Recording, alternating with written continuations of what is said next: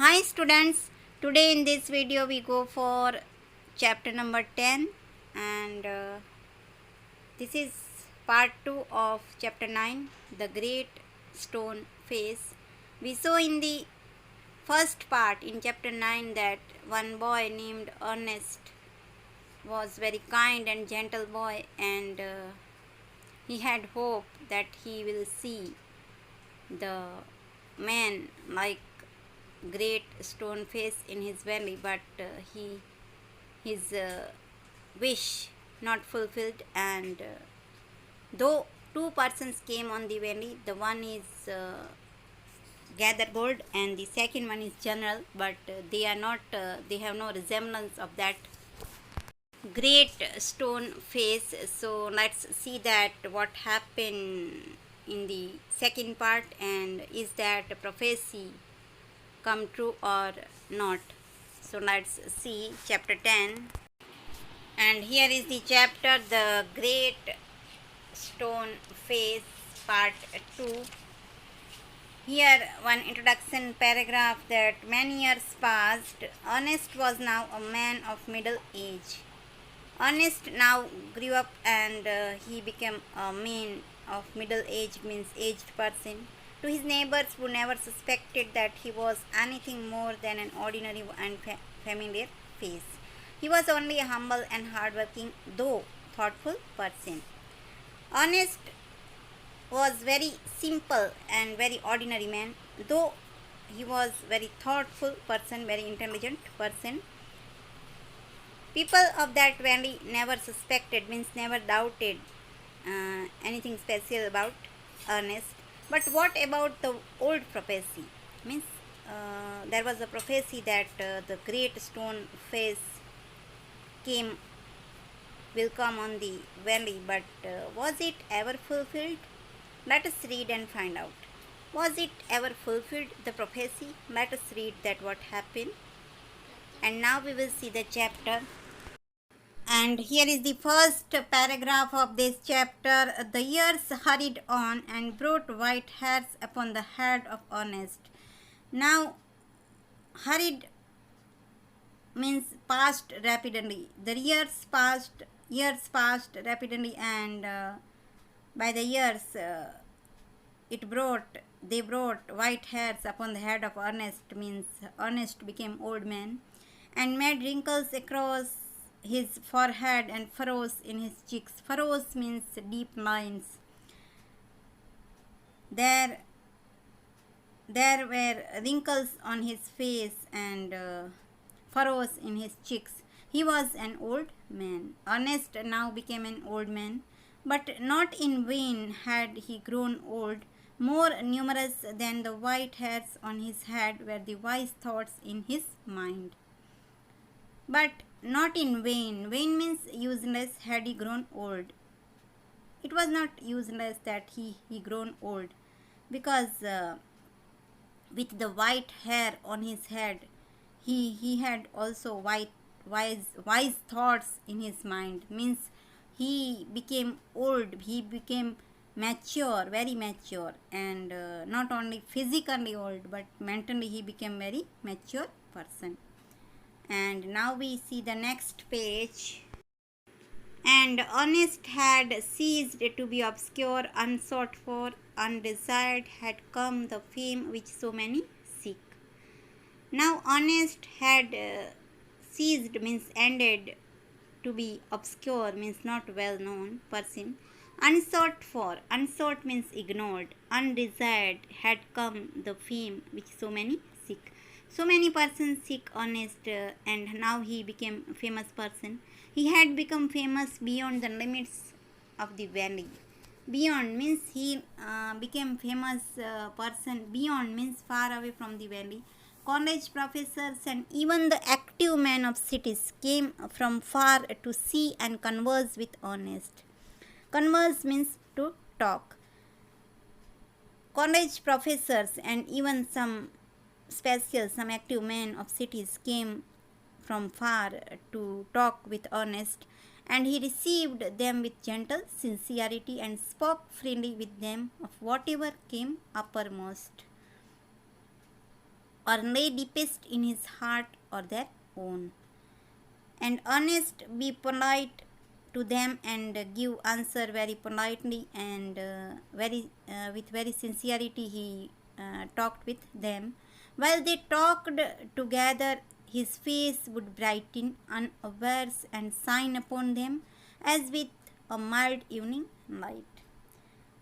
When while they talked together, means Ernest and the other man talked together, then the face of Ernest would be brightened. Means his face was became brightest and unawares, means unknowingly shine upon them. Some on his face, some light fell on his face, and it is like a mild evening light. And now we see the next paragraph. While Ernest had been growing old, God had granted a new poet to this earth. While Ernest had been growing old means when Ernest became old person, God had granted new poet to this earth. He too was a native of the valley, but had spent the greater part of his life in distant cities, pouring out his sweet music everywhere. Now, one person who was a native of this valley, and he was a poet, and he was moving, spent his life in distant cities pouring out with sweet music, means he wrote many poems. Neither was the great stone face forgotten, for the poet had celebrated it in a poem. The great stone face was described in his poem. The songs of this poet found their way to Ernest. Now Ernest became a friend of this poet, and he also read the poem of that poet. He read them after his customary toil. Customary toil means usual work.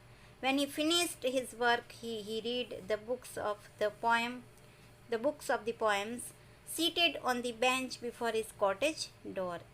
Always he seated before his cottage door. As he read, he lifted his eyes to the mountain. When he read the poem, he lifted his eyes, means he continuously gazed at the great stone face.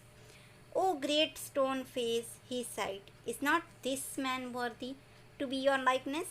Now Ernest thought that, is that this poet to be your likeness? The face seemed to smile but did not answer. Now Ernest felt that the face was smiling, but it did not give any answer. And now we go for the next paragraph. Now it happened that the poet, though he lived so far away, had not only heard of Ernest, but had thought much about his character and wished to meet this man whose wisdom walked hand in hand with the noble simplicity of his life. Now, though this poet lived far away from the valley, but he heard the kindness and the simplicity of Ernest, then he wanted to meet him. One summer day, therefore, he arrived at Ernest's door, where he found the good old man holding a book in his hand, which he read, and then, with a finger between the leaves, looked lovingly at the great stone face. One summer day, what happened that the poet arrived at Ernest's door, and what he found there, that one old man holding a book in his hand, and he read, and with a finger between the leaves looked lovingly to the great stone face. And Ernest looked lovingly to great stone face. "Good evening," sighed the poet. The poet sighed to Ernest that, "Good evening. Can you give a traveler a night's shelter? Can you give me shelter for tonight?" "Gladly," answered Ernest. Ernest became very glad, became very happy, and said that why not? And then he added, smiling, "I think I never saw the great stone face look so hospitably hospitably at a stranger. Now, Ernest sighed that I think I never saw that the great stone face looked so kindly at a stranger. So, this is page number 129, and now we go for the next page. And here is the next page. The poet sat down beside him, and he and Ernest talked together. Now they talked together. Never before had the poet talked with a man like Ernest, so wise and gentle and kind. Now poet observed that Ernest was so very wise, so gentle and very kind person. Ernest, on the other hand, was moved by the living images flung out of the poet's mind. And on the other hand, Ernest thought that this poet is very intelligent man. As Ernest listened to the poet, he imagined that the great stone face was bending forward to listen to. He gazed into the poet's eyes. Now Ernest thought that, imagined that the great stone face was also bending to listen to that poet's voice. He looked into the poet's eyes. Who are you, my gifted guest? He asked. Now Ernest asked to the poet that who are you? Are you resemblance of that great stone face? The poet laid his finger on the book that Ernest had been reading. Now the poet laid means put his finger on the book that Ernest read the book. And now we see the next paragraph.